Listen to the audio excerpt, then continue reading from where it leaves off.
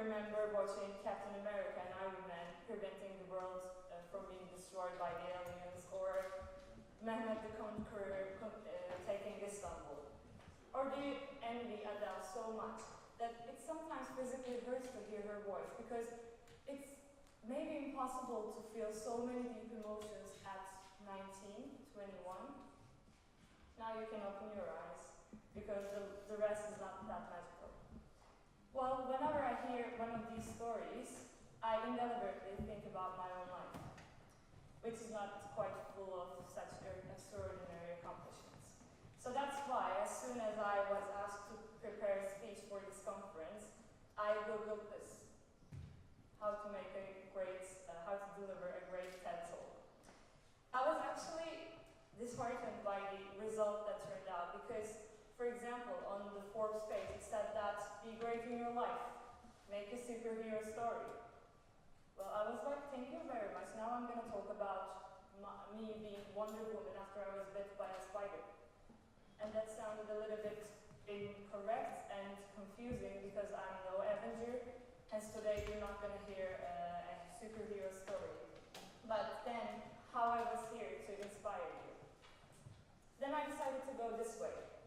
I kindly invited you to follow my lead as I try not to uninspire you by my not so groundbreaking life experiences.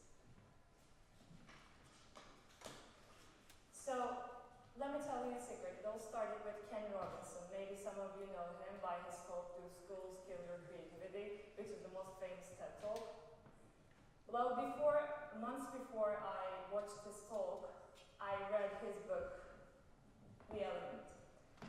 Now picture an innocent 14-year-old girl who just passed the French prep class year in her high school, and who is ready to find her true self, her true element, as he said. She finds that book on her sister's bookcase on the first shelf, and well, starts to read it. Yes, that girl was me. And I got this simple yet impossible to realize, this idea that I had to find who my inner self was and what my real passion was in order to be fully happy.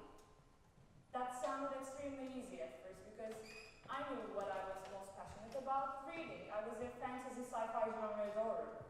So Tolkien was the ruler of the world for me, and Jules Verne maybe his right hand.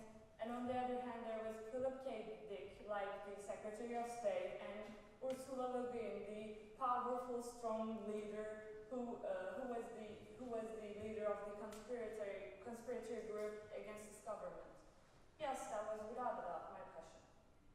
But have you experienced a time when it turned upside down? For me, all gradually changed as my reading materials comprised less of sci-fi, and I started to watch TV shows.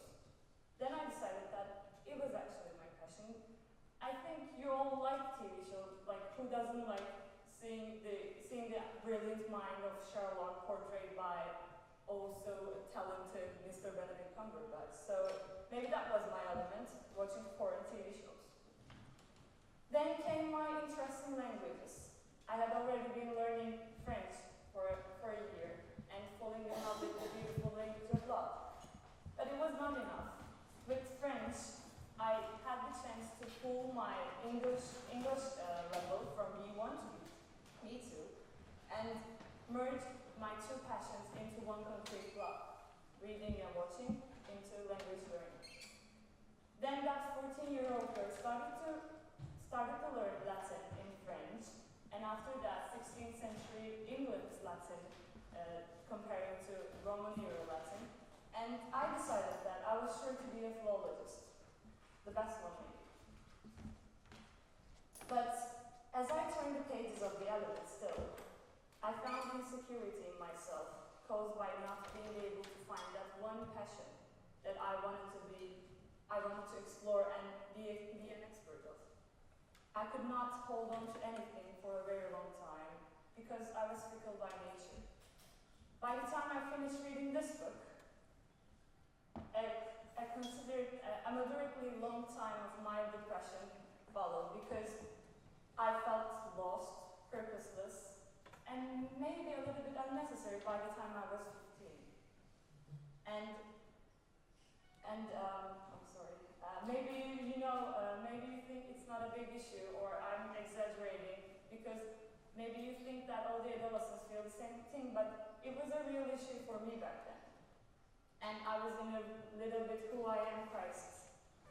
So these wise words, written by the vocalist of Maroon 5, were my motto. Here I am waiting, and I'll have to leave soon, so why am I holding on? Then one day, I forgot all about the book Mr. Robinson wrote that made me upset. I found this book that is called Divergent. Maybe you know about it because it's widely popular right now. So that first book of the trilogy gave me the opportunity to accept my own self with all the wide interests, not the passions maybe, I have had throughout my life. I could finally love the intricacies of calculus. I could finally be someone who proudly declared herself not to be a science student, but like the complexities of biology and living things. Finally, my love for astronomy could show itself, and not only the science-loving nerd in me, but also the romantic comedy spectator or painting lover's self showed itself. And as I traveled from city to city in Turkey and in France with my French teacher group, when I was 16, I had the chance to introduce the actress in me to the traveler in me. Now, second part came. Let me tell you another quote from the band Maroon 5 again. It's not always rainbows and butterflies in life. So I should have known that being a divergent person is not possible in today's world.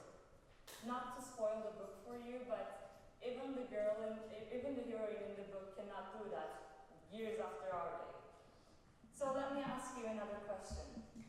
What is one typical question that everyone asks you when you're a kid?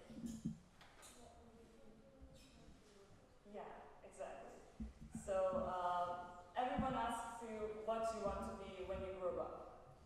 No one expects a concrete answer from a little kid, because you cannot give a seriously professional answer when you're at that age.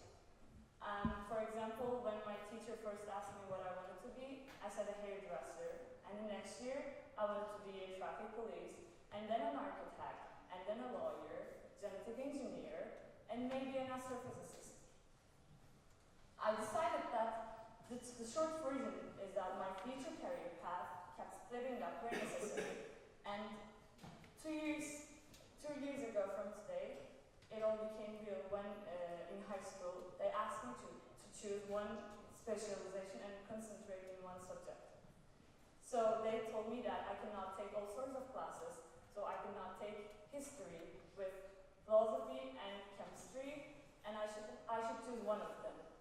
So the rigid education system in Turkey, and maybe the education system in the whole world, cut my divergence way short.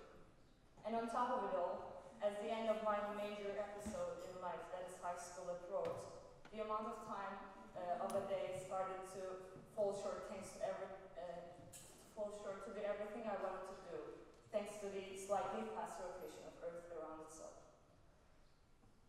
Maybe you remember the song Que Sera Sera, which is whatever will be.